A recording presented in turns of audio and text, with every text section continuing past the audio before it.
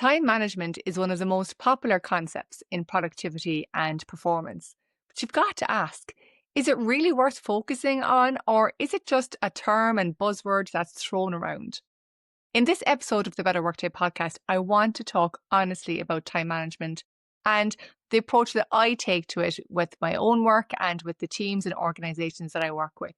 Now, before we get into it, I want to highlight that this is part of a series of episodes I'm doing around the Better Workday framework. And I want to take a minute to explain exactly what that framework is. 2 episodes ago, we spoke about what is a better workday. So that's the overall concept. A better workday is focused on continuous improvement and getting better every day so that we can look forward to the work that we do, so we can have a sense of achievement, and so that we can switch off when we're done. That's basically it. You can go back and listen to the episode if you missed it. Then in last week's episode, we spoke about role clarity and understanding that if you're not clear on your role and the order of importance of different tasks within your role, you're going to struggle with all the other parts of the framework. Now, there are 4 parts of the framework left, and I'm going to explain those before we get into time management because they really are interlinked and we're going to be kind of going in and out of them over the next few weeks. So we have time management. That is what we're talking about today. Attention management, which is how we focus and pay attention. Energy management, so we don't feel exhausted halfway through the day and burnt out by the weekend. And wrapping around all of those is how we manage our relationships at work. Because I do believe that you could be the most organized, effective, productive person on your team, but if you don't work well with others, it's harder to get things done. So we've got role clarity, and then you've got how you manage your time, your attention, your energy, and your relationships at work. And all those come together to help you create a better workday. So if you see me touching on those other concepts throughout this episode, it's because, as I said, they really all do connect together. Kind of hard to detangle them, but I'm going to do my best. Coming back to time management, should we even be looking at it? And the reason I ask that question is because I work with a lot of different types of teams and a lot of different types of organizations. And in some of them, the people have a lot of autonomy and control over how they structure their day, over how they manage their time. And in others, they just don't. So they have to go to work and do things in the order that it's presented. And they've got little or no say just because of the nature of the work or maybe the culture that they're in. And so in those cases, talking about time management is a little bit redundant because, well, somebody else is laying out the plan for them. With that being said, though, I think it is important to look at time and how we spend it during the day.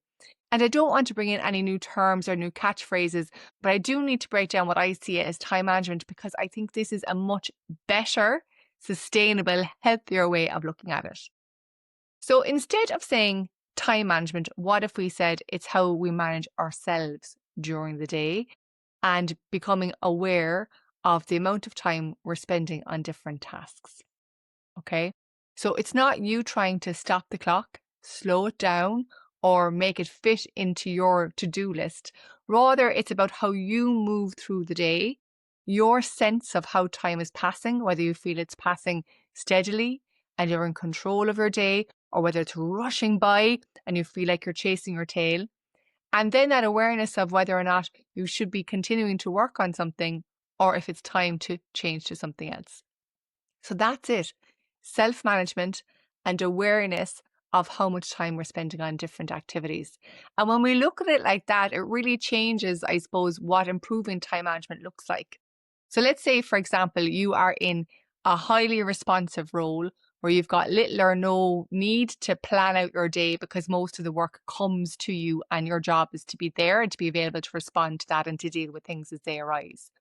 So in that case, time management is not you planning out your day or your week. It's not you blocking off hours of power or buffer time or any of those things.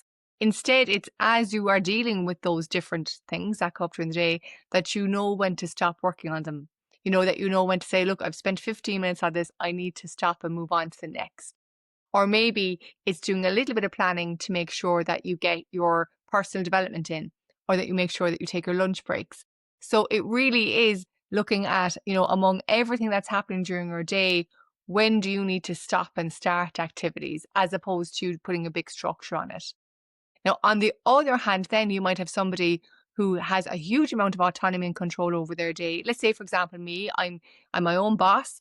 I decide what I'm going to do, when I'm going to do it. I even decide the goals and projects for my company. So, I do need to plan because I'm only responsive to myself. And that's not always a good thing because everyone suffers from procrastination, even myself. So I need a plan. I need a structure, but my structure isn't so tight that if something comes up, the structure breaks. And again, the biggest part of the day is understanding when I should keep working on something and when I should stop. Because the thing about time is that, well, we've a really funny relationship with it. So if you enjoy the work you're doing, you'll underestimate how long it's going to take you to do it. And if you don't like what you're doing, you'll overestimate how long it's going to take. And then you might have some assumptions around how long it's going to take to do your work based on what other people tell you or how long it took you in the past. So time is a funny thing. Like, unless you're doing really specific, repetitive work, it's not always easy to estimate how long you should be spending on different things. And we can get really caught up in that. And it's funny because when people come to me wanting to be more productive or want to perform better at work or want to reduce the risk of burnout and have more time for home and hobbies and stuff, they always start with time management. Oh, what if I could just manage my time better? What if I could just organize myself better? What if I could just plan my day better? And I have to remind them, and I have to remind you that that is very much looking at your workday in a vacuum. You don't have full control over what's going to come into your day. You work with other people or you interact with other people. There are other events outside of your control. And so for you to try and get a tight grip on your time to make yourself more productive, it's going to end up really in either you being really, really stressed, trying to keep that together, maybe you missing out opportunities to help other people or to get help yourself or to work on something new and exciting, or to be honest, not working well with your colleagues because you're not responsive to them, and that'll kick back later on. And so when people tell me that they want to manage their time better, I always ask them, what type of day are you having? And are there certain areas, certain pockets that you need to manage better?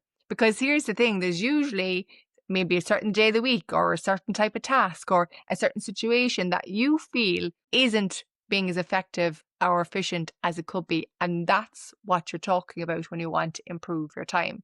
And so instead of looking at it as broad time management, we'll take a look at the specific problem areas within your day or your week and we tackle those. So let me give you an example. Maybe you were saying to me, Niamh, I need to manage my time because I'm never getting around to the key project I should be working on. Well, in that case, we're talking about procrastination, not time management. And I'd recommend to you to set aside a minimum of 20 minutes every day to work on the project, for example. Or maybe you'll say to me, Niamh, I'm not delivering my work because I'm a perfectionist and I keep on just trying to iterate and improve my work and I spend way too much time on it. And so again, this is perfectionism and maybe a little bit of imposter syndrome and a few other things coming in there. And so I'd ask you to maybe set a maximum amount of time you're going to spend on work before you submit it for feedback to either your manager or a peer to know whether or not you have to do any more. And so these are specific examples. I'm not looking at the person's day overall or their week or their month, but I'm looking at the problem areas that they see or the pockets within their day or their structure that are causing them stress. So if you want to improve your time management, please do not throw out everything that you're doing, buy a new planner, download a new app, do all those things. Instead, take a look at the areas within your week that are causing you stress, that aren't working the way you'd like, and tackle those. Maybe set min times or max times. Maybe set a reminder in your calendar 15 minutes ahead of time so that you know that you're going to come to that work. Whatever it needs to be, take a look at that. And look, I do have plenty of episodes on planning and time management, so check those out if you want more ideas. Now, the other part of time management, which I highlight very much in the Better Workday framework, is the idea of capacity planning. And we often talk about this at team level or organization level when we're looking at how much capacity we have to deliver certain products or services or whatever it is that you're doing. We don't always talk about it at an individual level, but it's really, really important. I have seen this so many times, and I wonder now if you can relate to this, where you make a list of all the things that you want to do. And again, if you're clear on your role from the last episode, you know that they're the valid things, they're the things you should be doing. And then you try to fit them in to your calendar, but your calendar is already half full. And what a lot of people say to me here is, Niamh, well, I just have to reduce those meetings. I just have to clear out my calendar so I can work on everything I want. And I have to stop you there, because your time isn't just for your work, your solo work during the workday. It's also for collaborative work. It's also for input to other teams and other projects and other bits and pieces. So the whole day might not be yours, and that might not be wrong. So instead, you have to take a look at all the different demands on your time and the capacity that you have remaining to do the solo work. And if there's a problem there, then you're either going to have to start looking at managing other people's expectations or maybe reallocating your workload. But it's not as simple as, oh, I just want to have less meetings. Because again, those meetings could be a valid part of your job. So what I'd like you to do, if this is something that resonates with you, is to take a look at your calendar for next week and look at how much capacity you have based on the time that hasn't been allocated to other people. And just look at how much time remains and ask yourself, could I get everything I want to do done in that time? If yes, brilliant. And if not, then it's about looking at both what's on your list and the other commitments together and deciding which of those you need to address. And that could be asking somebody else to attend a meeting in your place. It could be deferring something. It could be taking something off your list. But to look at your capacity as a whole and consider not just your solo work, but also the collaborative work. Because as I'll talk about in a few episodes' time, being able to work well with other people is so important. And you don't want to isolate your team and other colleagues because you're head down trying to get your solo work done all the time. We need to look at the bigger picture.